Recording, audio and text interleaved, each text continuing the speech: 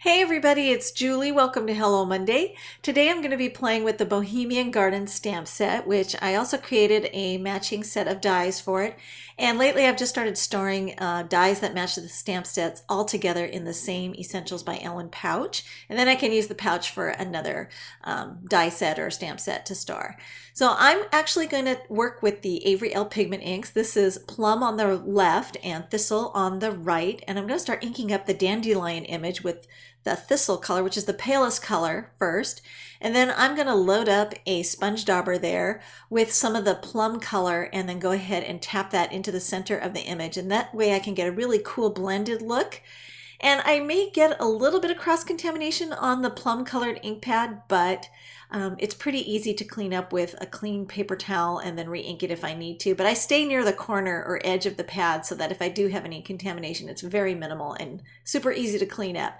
Now there's several different ways you can do this. I cleaned off the stamp and then I re-inked again so I could get another impression, and then I'm going to add the shading again.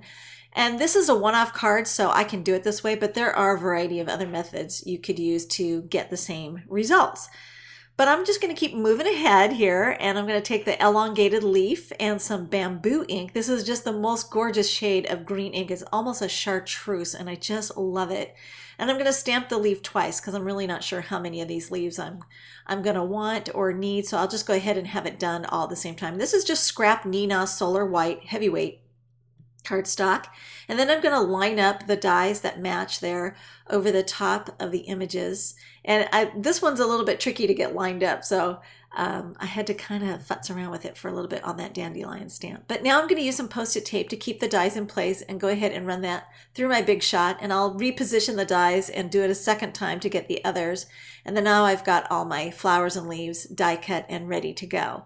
So while those are set aside for a moment, I'm going to take a quarter sheet of Solar White and go ahead and trim off a quarter of a strip there off the long edge, and you'll see why in a minute. This is just going to help me with my planning and placement of the stamping. So I've got this really long stem that has a fun, I don't know what they call that part at the top, you know, that's always underneath the head of the flower, but you'll see that a lot of times on different kinds of flowers, and I just love having that peek through the bottom of my flower. So I'm going to go ahead and stamp that with bamboo and then add a couple of these leaves and get those into position. And this is just going to help guide me with determining how I'm going to create this gap that's going to occur on the card and where to put the sentiment.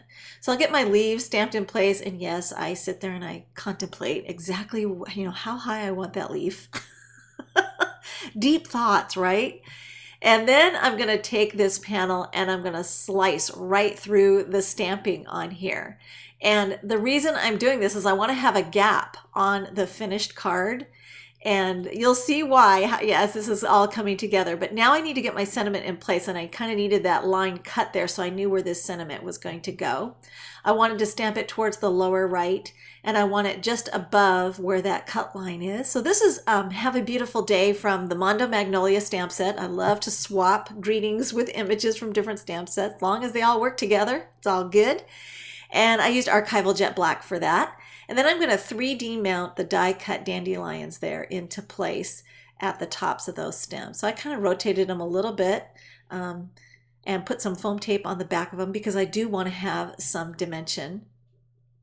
And then once I have those in place, I can go ahead and futz around a little bit with that leaf that's die cutting. I'm going to put some foam tape on the back of it, but first I want to just use a temporary adhesive to mount it in place there flush on the paper, and then I know where I can flip it over and cut exactly right there.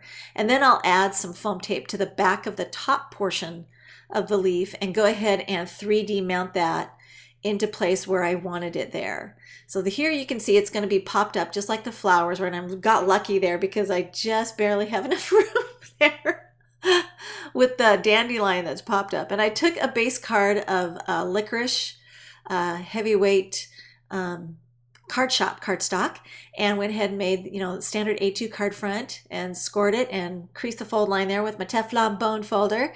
And then I'm going to mount that top layer there to the base card, and then I'm going to take that strip, and now you know why I had to cut that 1/4 inch gap off the top of the paper before I started stamping the flowers to begin with, because now I've got this perfect 1/4 inch gap there going along the front, and then it's not going to impede my 3D flowers and stems. So I'm going to go ahead and come back in with the bottom half of the leaf, and it's 3D mounted. And because it is the outside hanging edge of the card, I didn't have to flush mount it first. It was easy enough to just go ahead and come in and trim it off after the fact. I didn't quite get as perfect a trim as I would have if it had been flush, but it was close enough and I didn't have to worry too much about it. And then I'm going to add some pretty pink posh gold sequins. I love these little tiny gold sequins.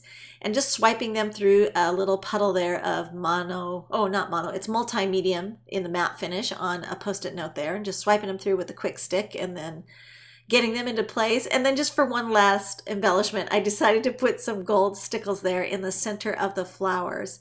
And I got it kind of gooped on there a little bit too much in the center, so I'm using a piece of scrap cardstock that I had trimmed off previously as a kind of a squeegee pickup tool to kind of lift it up and move it over to the other, because I had quite a bit there. It didn't show up on camera, but I had quite a big blob of it on there.